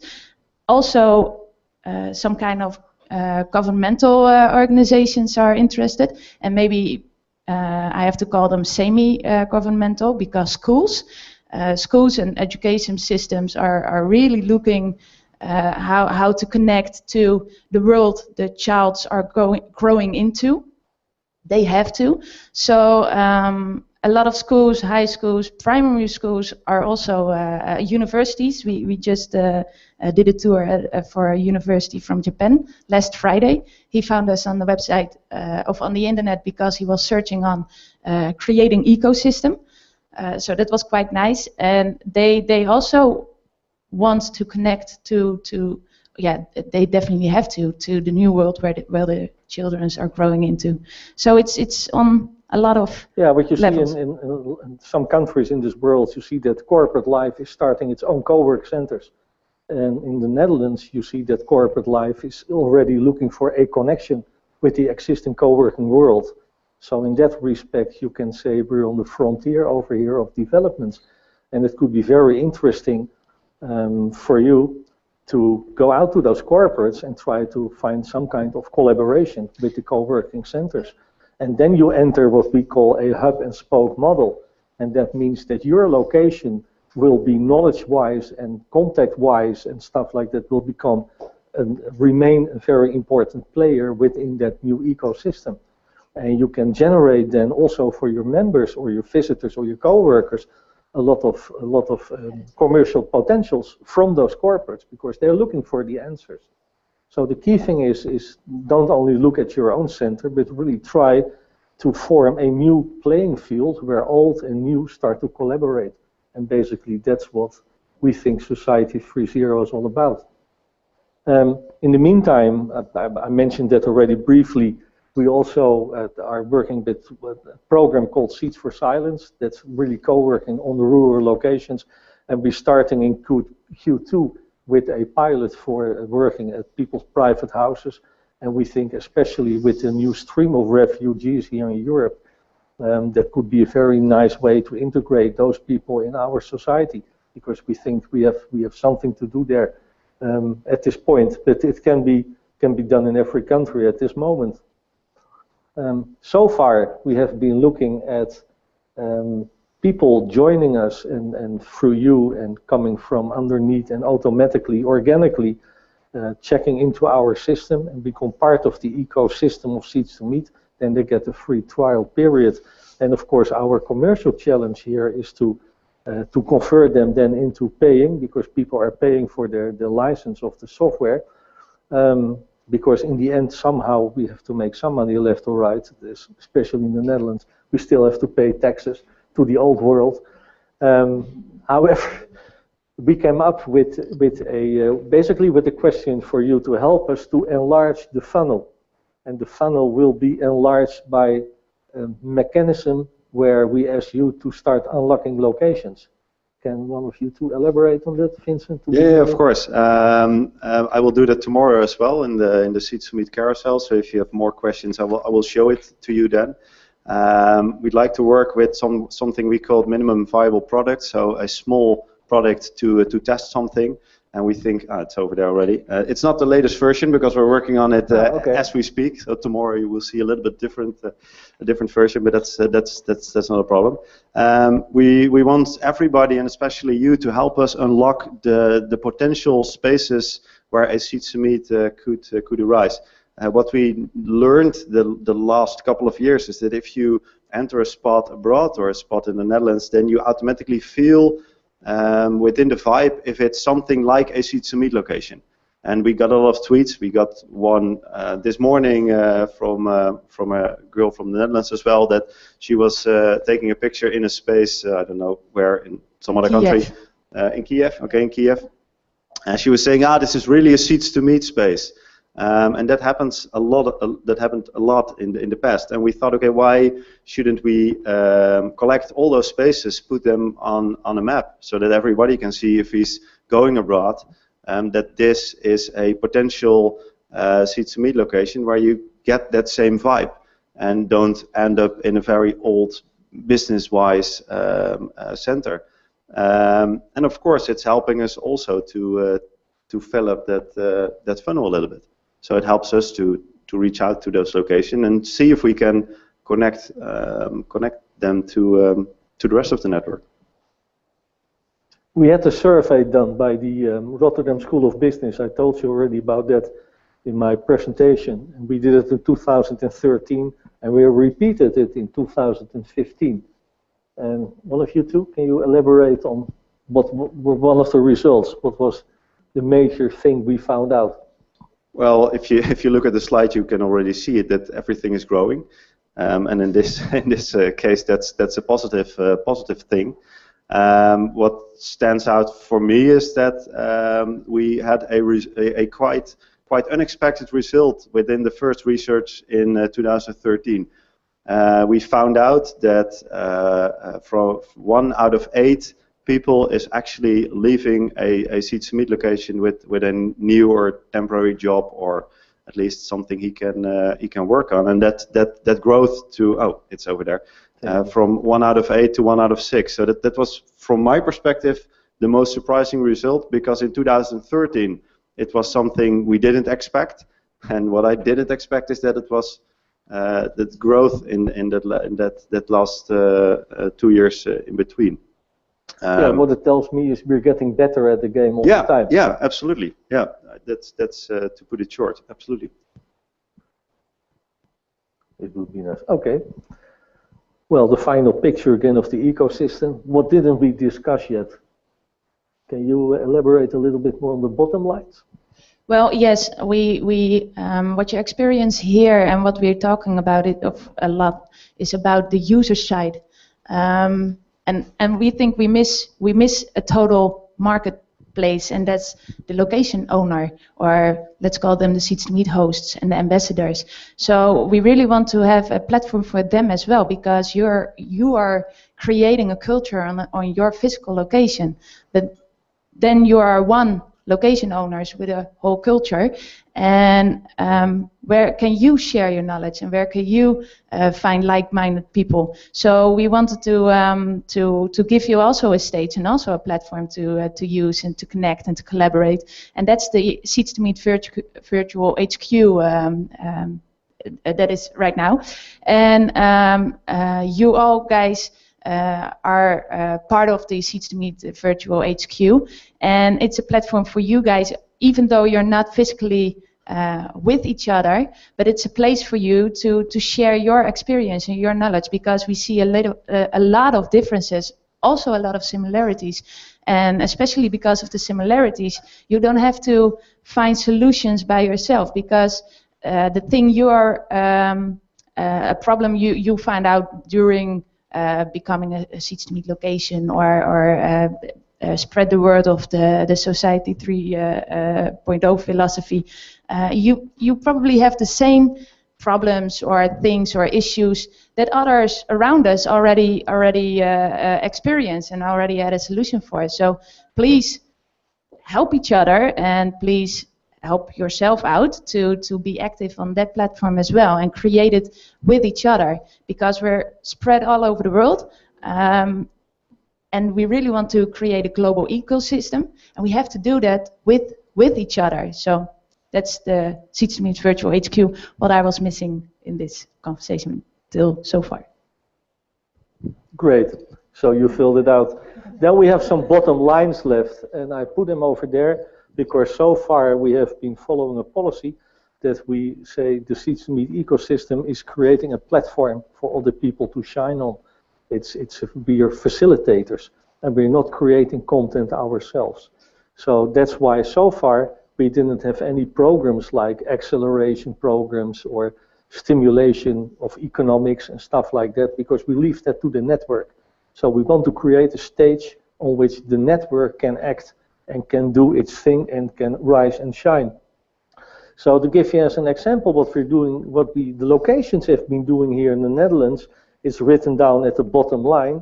Perhaps you can elaborate a little bit on the social events and stuff like that as a platform. Yeah, I think that the most important part is that all those initiatives grow rapidly by themselves. For example, the Permanent Future Lab started here in Utrecht. You can see that tomorrow as well, and they have now 3 locations more within half a year. The Broekriem, for example, is an initiative to help unemployed people to find a job. They're doing better than the Dutch government at the moment. Yeah, that's not surprising. It's quite normal, but it's for them. It's for the government. I think it's surprising. And we see a lot of meetups, which I think is really cool. For example, in Eindhoven, they are starting to make them more international as well. So to add that international element and speak English with each other, which is for us easy to promote and to share. So I'm very happy with that, and I think it's an opportunity to make your own space grow by organizing or let others organize things on your platform. Okay, that leaves us with the last slide, and that's basically our mission, what we stand for and what we want to achieve. And a small detail, but over the past year we have become an official B Corp, and the B Corporation is one of the front runners of what you would call a social enterprise and stuff like that. So it's we are getting step by step, we're getting where we want to be. Lenneke, can you elaborate a little bit to finalize everything with a wrap up with this? Yeah, what we really want to achieve is creating environments with you guys where we invite people to grow and transform into the best person for themselves. Because we think if you are really empowering yourself and people around you, and you can truly be an added value to the whole society. And this is what we create in the whole new society. So that's what our biggest purpose. It's not, it's just that creating an environment where people can contribute into the best version of themselves for themselves. It is. It's a total job. We have some time left before lunch.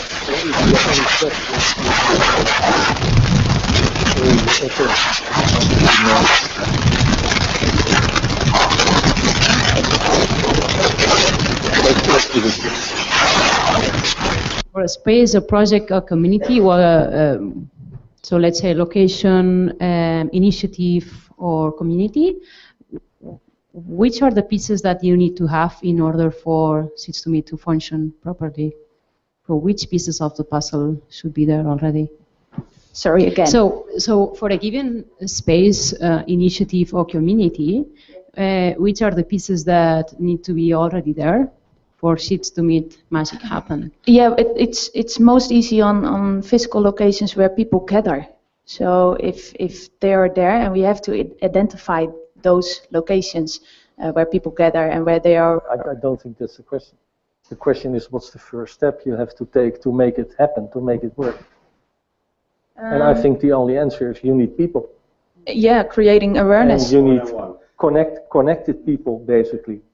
And even if you don't have a physical location yet, you can still start already using existing Seeds2Meet locations or any other location and start with round tables and try to create some kind of community formation.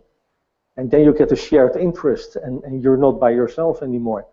So groups of connected people, that's basically what it's all about. Like-minded. Not necessarily like-minded. I really say What do you mean? At the bottom line, like-minded? No, that's why I call them groups of connected people. And the higher the diversity is of any ecosystem, the better it works. So the key thing is, if you have too many like-minded people, there's no creativity left anymore. Look at any LinkedIn group. You know, let's say the LinkedIn group, A Greener World, whatever. And then you get people in there, 1,000 or 10 or 100, and they're discarding, I like dark green and light green and turquoise. And then after because basically everybody's in agreement that you want to be green. And then after 2 or 3 months, you see the activities are going down. And in a real good ecosystem, you really need a large diversity of people. That's the interesting thing we see what's happening in ecosystems when corporations are coming in. Because they look through things from a completely different perspective. And you get completely different conversations with each other on different topics. And then, let's say, roundtable sessions or meetups or open coffees, they really become interesting. And then you get a movement. Any other questions? Yeah, I'll be with you in a minute. Thank you.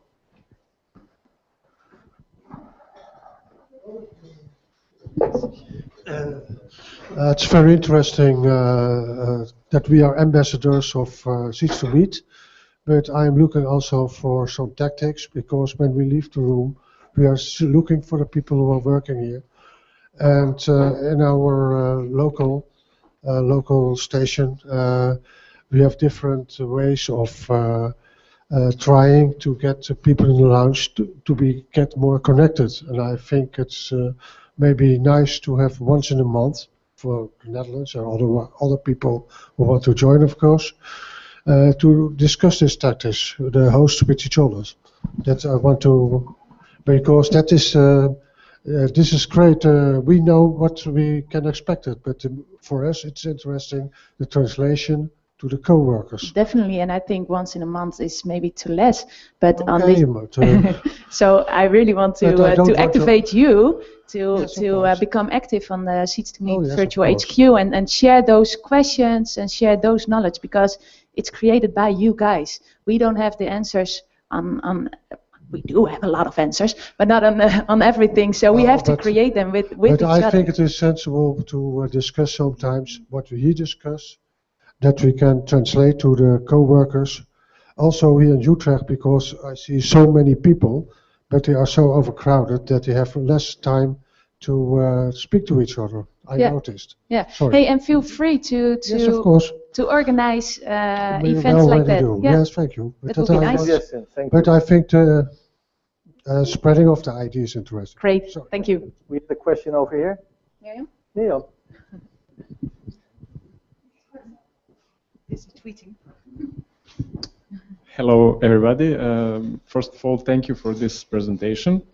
Secondly, I wanted to say that me personally, I have serious issues with the corporations. So I'm also something like a corporate refugee. And I'm wondering, because for my mainline story for my campaign for my space was, it's all about the people. And eventually all the online platforms become dehumanizing for relations among people. And Lenneke said that the corporations are very interested in this concept, and they are trying to be involved as much as they can. So I think that that issue that Mattia and I were talking for the last few days, that someone is very slowly stealing the good spirit of co-working and that serendipity thing. So my question for you guys is, for example, if Regus or Bena from Austria or that kind of corporation see this platform as a very good tool for them, and they come to you and say, okay, just write us a number, what would you guys do? They did already. And it's, I mean, we're talking to everybody, because in the end, I mean, I couldn't care less about corporations to begin with. I mean, let's start there. And I started as an entrepreneur about 35 years ago, because I thought already in those days that the way corporations were functioning that was not sustainable. And I didn't like it there. That's one of the reasons I became a private entrepreneur many, many years ago. So, and I'm always giving in my presentations to the Dutch market, I always give the example of KLM, Royal Dutch Airline, that they won't be around in the next 5 years. And I'm telling that already for 5 years, and I don't make friends with that. So and I'm convinced that most of those corporations will disappear. And they don't have the answer. The key thing, however, is they won't disappear, overnight. And some of those corporations, like Airbnb or Uber, they have access to so many resources. And it's the Society 3.0 world isn't there yet. I mean, we're on our way too. So in the meantime, those companies are still also trying to create a playing field for themselves also, obviously. So what we have to do in the meantime is to collaborate with them somehow to create a new playing field. And that's the key thing. I'm sure that whenever there's an alternative for Airbnb, like a decentralized organization, people will leave it automatically. But as I've shown you, that the whole decentralization stuff, it's a theory at this moment. And we only know the cooperatives and the blockchain technology. I mean, platforms like Ethereum or Backfeed, I mean, they're just in their first phase of existence.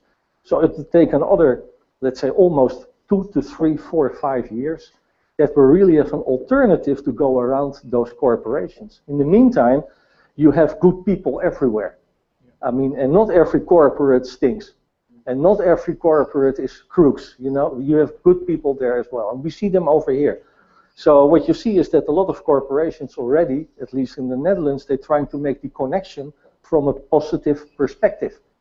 And they really want to do something better to this world because they realize that the way they have been functioning, that's outdated also. So we see people over here from ACMEA working and really try to make a connection. And by collaboration with the new world, come up with new products and new services and things like that. So certain elements have a negative side and certain elements have a positive side. And I think what our challenge is from the co-working industry, but that's becoming a movement and not a purpose by itself, is to interest more people from the corporate life who are willing to change and who are willing to do things differently to reach out to them and say, well, join us in this movement. And I think that's the biggest role of it. But we are being approached by, that's the biggest difference. We're not creating here a social network like LinkedIn. I mean, the serendipity machine is about connecting people, period. That's it. And you can look 2 days back and 2 days ahead, and that's it. And if you're not connected to the network and you're not checked in, you don't have access to the people over here. I mean, that's a big difference. So if people coming in here and they say, can we collaborate? I have here an insurance product and I want to sell it to your community. Then we have to say, well, excuse me, it's not my community, it's a shared community, and there's equality over there, and that's not data, is not our data. Everybody remains owner of its own data. So that's why so far you've, within the ecosystem of Seeds2Meet, you never receive mailings with commercial offerings and stuff like that. We really try to keep that out of the picture, unless it's something useful created by the network itself, then it becomes a different story. So that's why we are emphasizing on the thing is that from Seeds2Meet International, we want to create a stage and we are facilitating and we will never become a party as such. And that's why I have resistance of creating content, because then you run into competition with your own network. But if from the network there's a new type of insurance company forming, we give them the stage, like we give anybody the stage.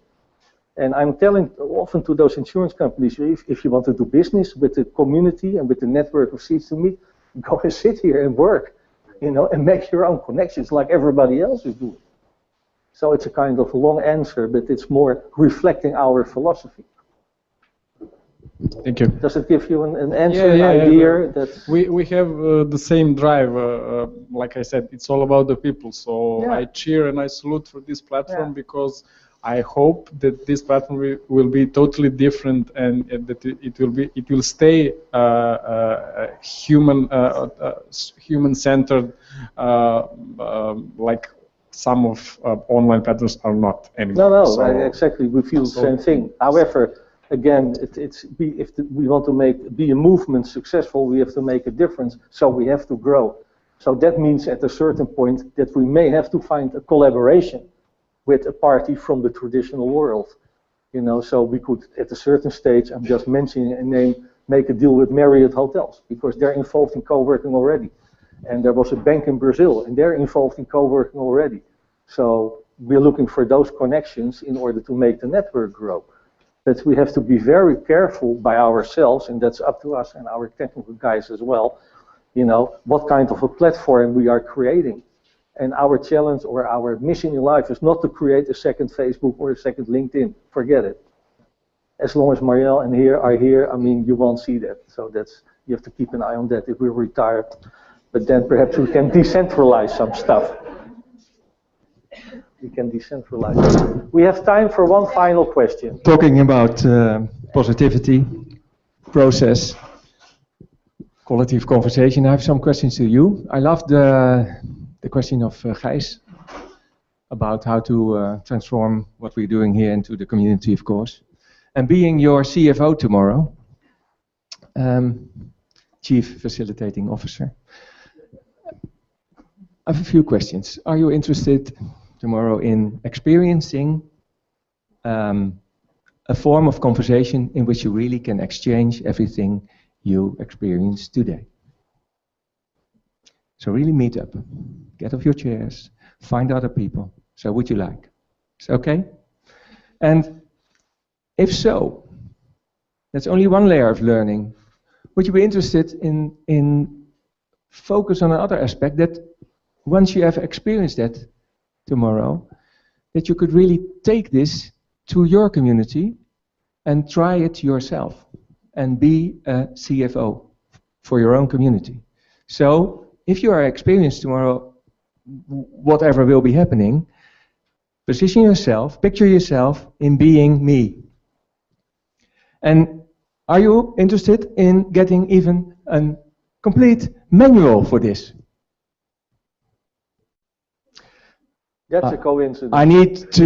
You wrote a book. I need. To you tomorrow. Yes. And it has a stamp on it. It says, "Please try this at home." So please try this at home. So the book is inviting you. And I need some more yeses and tomorrow, but you're still starting up. So my last question would be: you are going to experience practicals this afternoon, and maybe, and you will have an open view to it, and you will love it. But maybe you will take notes. And if you're taking notes, would you be so kind to make notes in the form of a picture and not in sentences and words? Please think of it this afternoon. If you make notes, make pictures. Small graphs. We all can draw pictures. So just 4 questions. Tomorrow another 50 to come. And enjoy your afternoon and see you tomorrow. Okay, thank you, Kees. That applause was, of course, for them. Yeah, sure. The final, super final last. Yeah, hi, my name is Nimo. I'm coming from Serbia, and my question is concerned about the user acquisition. So what I wanted to ask you is, like, what's the biggest challenge that you have for user acquisition for the C2Me platform, and how you end up like having them active, not just use it once in like few months, but actually use it more occasionally, some active users demand. Yeah, that's a good question. We mentioned earlier the viral Facebook post which came out of Hungary, and that's I think that reflects the interesting part. It resulted in 4 or 5 new C2Me locations, but it also resulted in a lot of Hungarian people searching for people nearby, and they weren't there yet. So I think the biggest challenge we have at the moment is try to build those communities first before giving access to locations where no people are at that moment. And I think that's the biggest goal why we are here.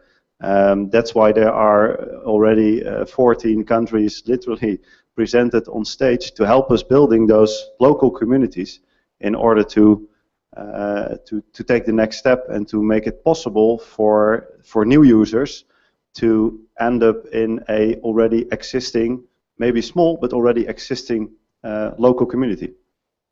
Yeah, you're welcome. One last question here. Well, that must be a really good question then, Guy. Europe always. In Brazil, they take things more relaxed than we do, so That's final true. is kind of flexible. Okay? That's true. Ronald, could you put My the friend. slide of the funnel, please? Yeah, sure.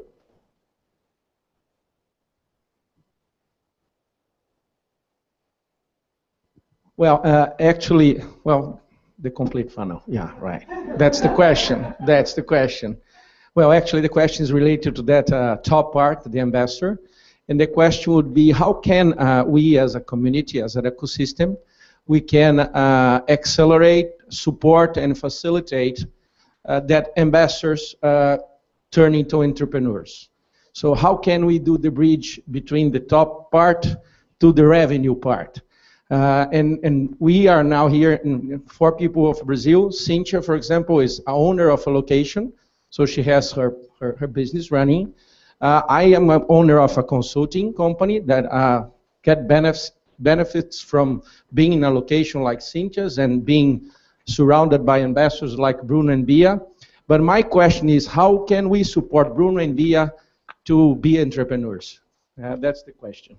And if you can talk about it, about this challenge together, because I think that's the first bridge that we need to build, from ambassador to entrepreneurs. And then there's another bridge that's there from traditional entrepreneurs. I would say that we are kind of traditional entrepreneurs. How can we be ambassadors too? But first, the question is how to build this bridge from ambassador to entrepreneurs. And more questions to follow. It doesn't need an answer. You can just say the question. I know, but in general, it's a question. And in general, so far we haven't never had a problem in sharing and have other people share in the financial results and stuff like that. So that's part of the answer. On the other hand, we have to learn and to train and to work with people how it's being done. And that's obviously one of the reasons we introduced Marketplace to the virtual HQ, as Lenneke calls it, which is up in the air, so we can learn from each other and share experiences. And that's basically the thing. I mean, traditionally, I would say, I would put you all through a commercial crash course, you know, how to sell or something like that. But now, of course, you have to inspire each other, and where you share stories and you say, well, this is what we did in Serbia, and look at this, can't you use that in Brazil?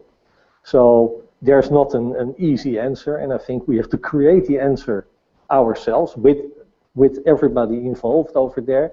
That's one of the main topics of the virtual HQ we started.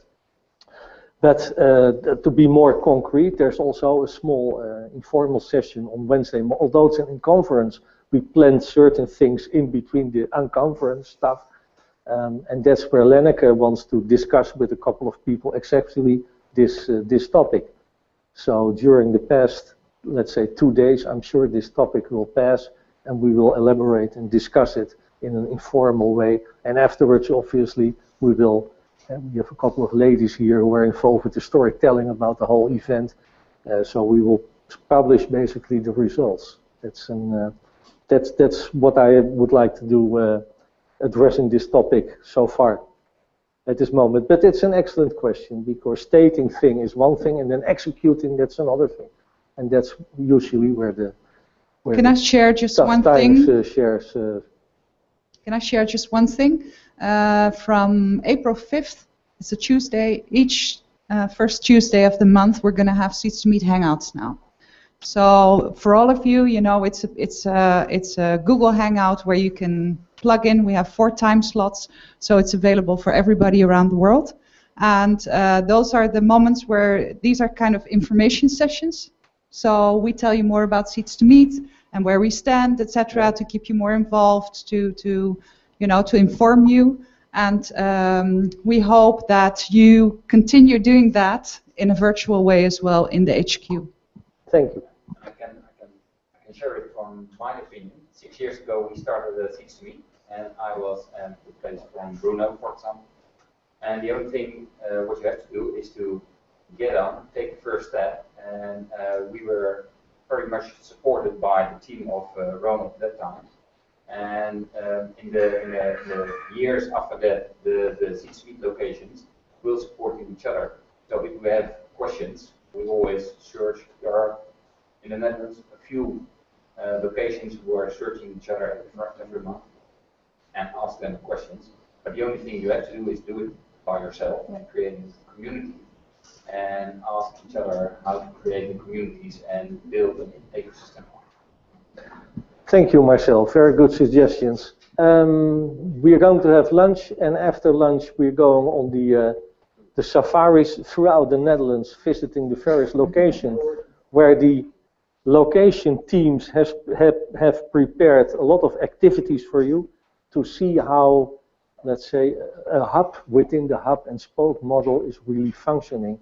And I've seen some of the programs, and I can tell you it's very exciting, and it's supposed to be a great afternoon. Tomorrow morning, they will take care of you until dinner tonight, and etc. etc.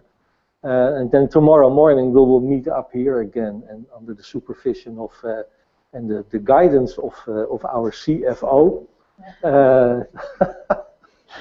Yeah. Who has written a book which will be distributed tomorrow, and we share it with you.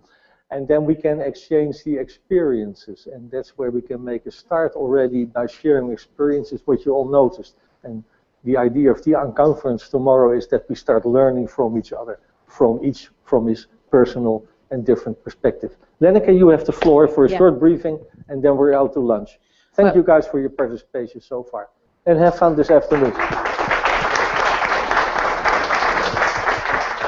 You received probably an email from me last Friday with which city you're visiting.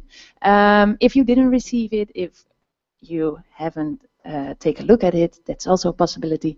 You can ask me and I will find out with my laptop and the lists where you are going to. And probably you know the operators who are guiding you, but I will once show you them once again. Marcel over there, he is taking you. If you want to stand up, stand up, stand up. He wants to take you to Eindhoven and Den Bosch. Elise, she's going to guide you to Amersfoort. Nienke over there and with her colleague Martina over there, they're responsible for location Utrecht. And Felix over there and his colleagues will come and he will guide you to Amsterdam on the safari. So if you know where to go to, please hook up with. I'm not there yet. It's 20 past. Yeah, in 10 minutes. No, it's well, let's say 1:45, and it's also the operators can decide because they created the program. Behind you, you see the lunch. The lunch you can eat it here, but it's also a possibility to take it with you along the way because there are bags over there. So I will take a look at the operators. Are there some in a hurry? Felix, Marcel, Elise, Nienke? No? Okay, so you can eat it over here and let's do 1:45. That's the moment for you to go to your guide. And tomorrow morning, Lenneke, can you Tomorrow morning, you're welcome from 9:30, and we start at 10:30. Yeah. Thank you. Yeah. So I hope you have a great afternoon. Enjoy. And experience the Seats to Meet experience.